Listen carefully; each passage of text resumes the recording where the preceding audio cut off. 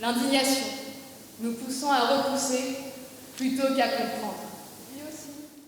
Faut-il s'indigner? C'est à cette question que le discours de Johanna Gounet doit répondre. À 18 ans, elle est l'une des révélations de ce concours et se qualifie pour la finale. Ça apporte vraiment énormément de choses. Enfin, on stresse toujours autant avant, mais que ce soit pour la confiance en soi, se dire qu'on est capable d'écrire un texte, de le représenter devant des gens, de le porter, enfin, ça apporte vraiment beaucoup de choses et on fait plein de super rencontres en plus, donc c'est top. Face à elle, le second qualifié est Jordan Sodji, avec un discours très ambiancé sur la vie est-elle une fête. Tout ça, ça peut s'arrêter. Mais on l'a prévu avant, on y est prêt. On sait que la fête peut s'arrêter. Et qu'importe, on vit.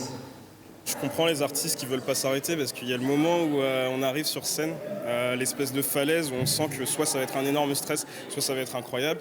Et on a cette espèce de tension et ça devient magnifique au final. Donc, voilà.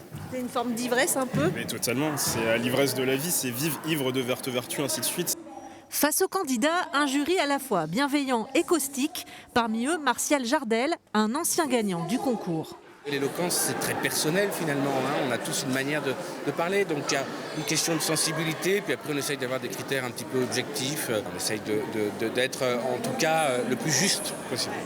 Plaidoirie, poésie, rap ou stand-up, tous les styles sont possibles pour les candidats âgés de 18 à 30 ans, l'important étant d'être convaincant. Je trouve qu'en offrant ce pouvoir de partager, d'utiliser la parole à bon escient et de convaincre, je trouve que Eloquentia participe très largement de la démocratie. Johanna et Jordan s'affronteront donc en finale. Ce sera le 5 mai, salle Simone Veil, devant un public qui s'annonce déjà nombreux.